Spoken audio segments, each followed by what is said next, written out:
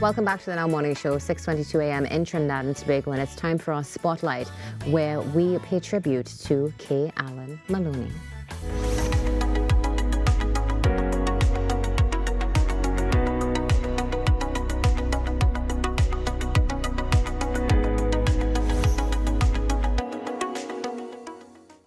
Gospel singer and 2007 Digital Rising Star winner Kay Alleyne Maloney has passed away at the age of 44 due to cancer. This morning, we delve a little bit into her memory with producer Beaver Henderson. Good morning to you, Beaver. Good morning, guys. Thank Hi, you so Natasha, much. who's not on camera right now.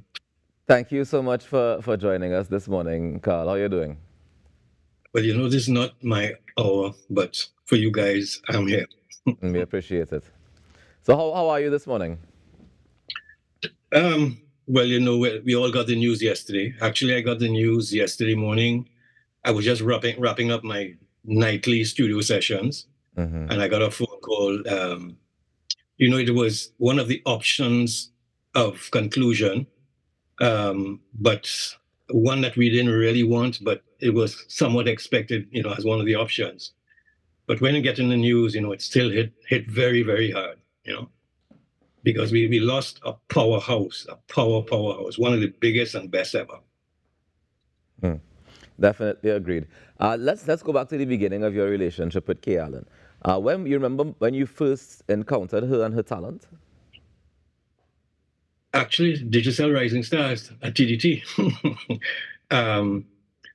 I can't remember, passing in front of the TV, and it was happening because, you know, my schedule kind of a little crazy. So watching TV is a thing I watch when I'm finished work, maybe 4 or 5 in the morning. But I happened to be passing in front of the TV while she was performing, and it stopped me in my tracks. Because vocals, my two things I always pay attention to, and I've worked very closely over the years, are vocals and horns, brass. Those are my two specialties. So when you hear a voice like Kay Alleyne, it stops you in your track. You have to stop and pay and listen. And the thing is, the respect, you know, I still have for her and her talent. Let's not just look at maybe my direct interaction with her. I don't know if we remember when Shaka Khan was here. Shaka Khan invited her on stage, and Shaka Khan accompanied her, sang background vocals to her. So, you know, that kind of respect that Shaka had for Kay's voice. So you understand the level of vocal that Kay Alleyne had, you know what I mean? Most definitely. One of the things that always kind of it makes us wonder, you know, over time, is that we hear of her prowess. We hear of things like that, moments like that, where Shaka can hear her voice and is so impressed by it. But I can't help but wonder, did we appreciate her enough? Did we do what we could have done for her as an industry? No, we did not. You know, and there's a problem, you know, we treat our talent like fast food, just like we treat Carnival as chicken and chips. Ash Wednesday, we throw it out for a new box to come the next year. I mean, I could say categorically that, all right, I have worked with practically all vocalists, all the great vocalists out of Trinidad and Tobago. And I've traveled all over the world and heard great vocals. Kay Alleyne, definitely the best vocalist I have worked with in my whole career. And no two ways about it. And we reached a point where I was, you know, pushing her to a limit. And the more I pushed, the more she laughed, and in other words said, bring it on.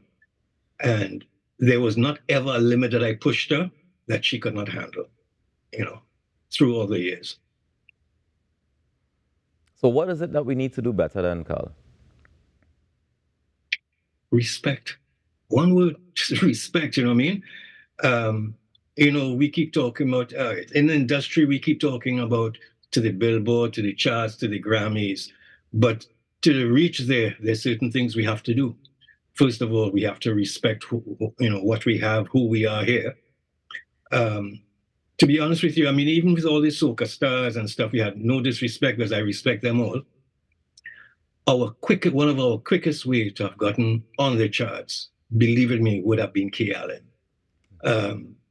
we had things planning along the way for the last couple of years, and certain things are going to be, happen to fruition next year. And it's sad that she would not be around, because anytime I was making any major steps, I'm talking about globally, especially, I will always, talk with Kay, because she would have always been by my side to make that step to the global market. We had several things planned. The universe did not see it to be. Carl, when you remember around that time period that she would have been diagnosed with cancer, I wanted to get a understanding, or let's at least let the audience get an understanding of the kind of personality that she was. When she got the news that she was diagnosed with cancer, do you remember her responses? Put it this way: through the whole ordeal,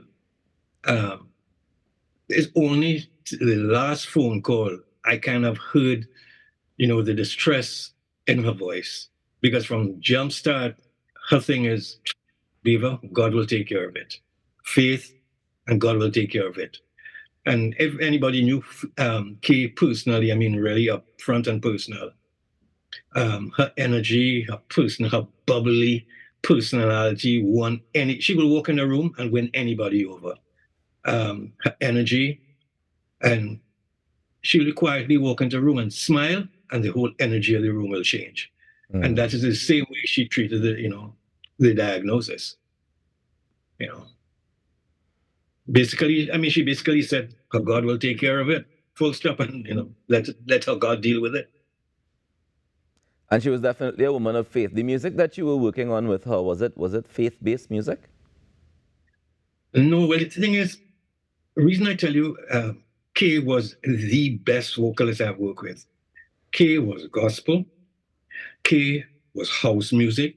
Kay was jazz. Kay was R&B. Kay was pop. Kay was rock. I challenged Kay in every possible genre, vocal range. I mean, she would sing from Shaka Khan, Whitney, anybody. Some things off of Broadway. I threw it at her, and if it's something new to her, she would say, Beav, just give me 2 days. And when I say 2 days, the first day she will know the song. Second day, she will just come and tear it and execute. That's all she needed. The only thing, the challenge we had basically after a diagnosis, like if we had a performance, she would tell me, just do not put 2 power songs next to each other, Right. When I tell you, like 2 power Whitney songs or Shaka Khan. So is that at that point in time, I realized there was a slight weakness taking place. Other than that, she was flawless, man. Absolutely flawless. If you were to say there's a way that you would like Kay to be honored and remembered, what would that be?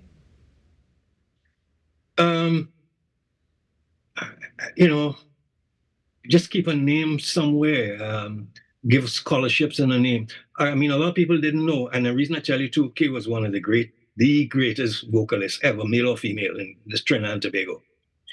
Our relationship is not very often a producer or musician could talk to a vocalist and say, I want you to change this phrase from dotted crotches to triplets and move it up an octave or a third. I mean, she wrote and read music. She was a musician.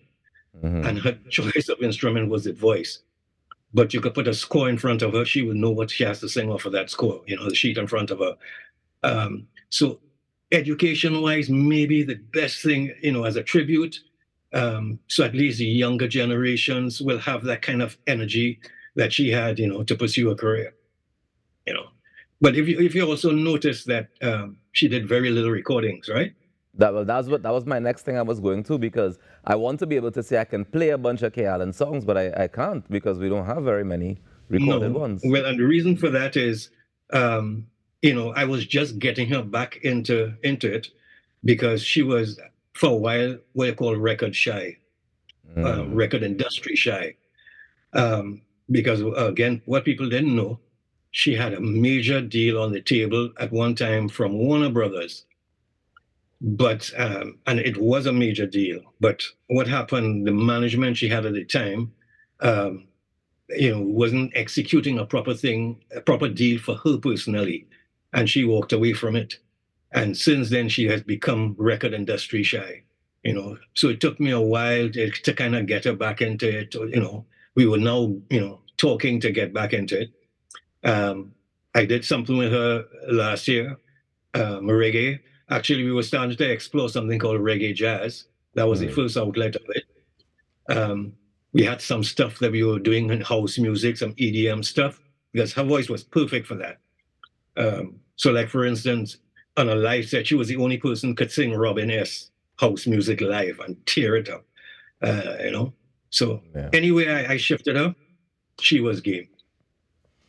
Carl, let me say thank you very much for joining us and for sharing these memories with us this morning as well, and for honoring Kay, and please continue to do so. And we definitely want to lobby, like you mentioned, that scholarship definitely could be one way to keep her memory and her legacy alive. Thank you so much for joining us. But I'll be doing something major in her name, and just in tribute to her within the next year. We look forward to it. Enjoy the rest of your day, Carl. Have a blessed day, guys. Thank you for having me. Yeah, man. Carl Beaver Henderson, a producer extraordinaire, just sharing with us some of his memories of Kay Alleyne Maloney. We take a quick break and we come back with more inside the Now Morning Show. Stay tuned.